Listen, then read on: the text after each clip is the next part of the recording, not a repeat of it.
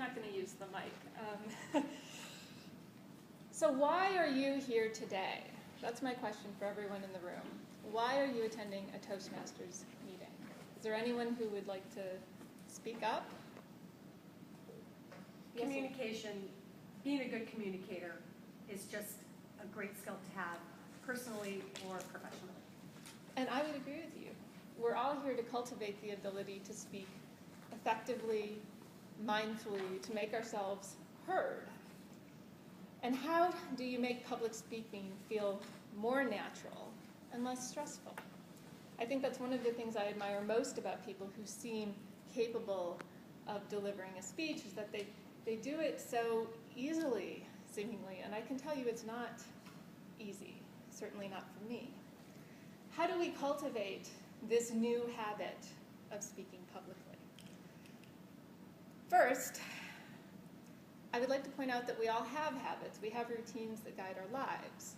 And so the question is, how do you make something like this habitual? How do you make it as easy as you're driving along, you're making all the turns, and you don't even remember how you got to the daycare this morning?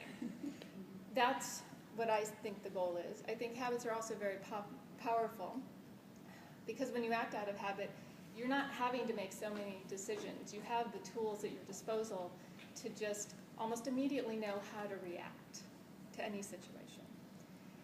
And third, I think if we understand how habits work, they can help us change our behavior. So I will start with one example. The first moment when I really thought, gosh, I know how to create a new habit and it will work for me. This was Army boot camp. So I'm returning to a familiar subject that people seem to like. I spent 12 weeks getting up at the crack of dawn, doing sit-ups, doing push-ups, and running every single day. I was barely able to do one push-up when I arrived. I was not someone who played soccer. I was not someone who was involved in group sports. But I went in, I did that one push-up to start, and I came out of it able to do 35 push-ups in 2 minutes, which frankly seems incredible to me. So how did this happen? The Army was able to instill a new habit in me. And what you can see from the habit, from this habit, is that it's really basically a loop. You have a cue, you have a routine, and you have a reward. And in this instance, the cue was having a tenacious drill sergeant up screaming at me in the morning. The routine was that I did whatever I was told to do, which was the running, the sit-ups, the push-ups. And the payoff was that if I did it all really well, I didn't get yelled at. And over time, if you do this often enough, you do it every day, you start to forget about why you're doing it, to be honest. You forget about the reward. You just have, I get up and I do it, and it turns out that the reward in the end is that I feel good, or that I'm able to do more push-ups, I'm able to pass whatever physical fitness test I need to pass. So that's the reward. The second example is a more recent one. So I was in boot camp 20 years ago. That's a long time ago.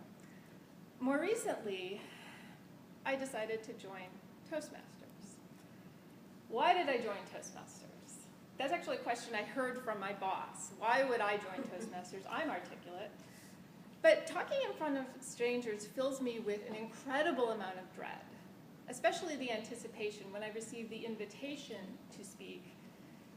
Just that moment between getting an invitation and deciding whether or not I will speak, it takes a lot. It's overwhelming almost, right? So that's what I wanted to get past. The question for me, how do I develop routines that enable me to better manage these kinds of situations, these speaking situations, whether they're large or small, whatever they happen to be?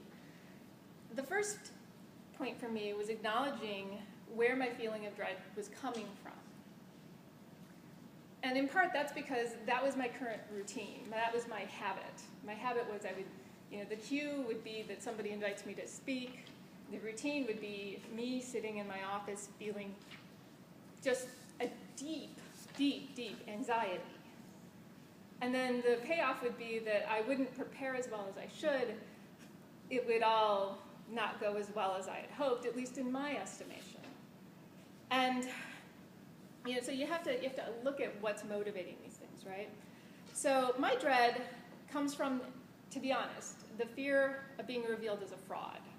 I mean, and I think everybody knows that fear, that feeling that people are going to realize you don't know what you're talking about.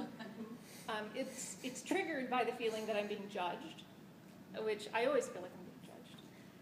And I've learned from Toastmasters that the antidote to this is speaking from a place of authenticity. If you talk about what you know and you're honest about what you don't know, it makes it a little easier to be okay with being judged. The second thing I had to do was really invest in my support structure. And so it wasn't enough that I joined Toastmasters.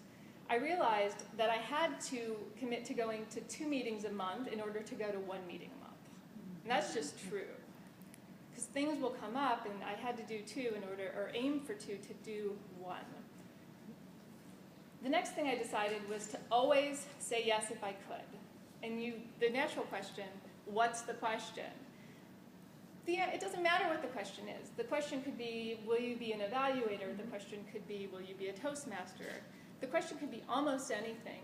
You just say yes. And this works out really well in my work life, too. Somebody asks me to talk, I just say yes. I put it on my calendar, and I stop thinking about it, to be honest. And so that's how I've gotten past my dread. I just I don't have that moment where I have to think about it for several days and envision what will happen. And then I wanted to turn back to my earlier point about every habit being a loop. And so, I'm waiting for the red card. I now have lots of positive cues I associate with Toastmasters. The people I see here, the excitable feeling, I think of it as excitable, but how I feel when I'm going to go to a meeting, I know I'm going to come. I know I'm going to be a little nervous, and it's okay.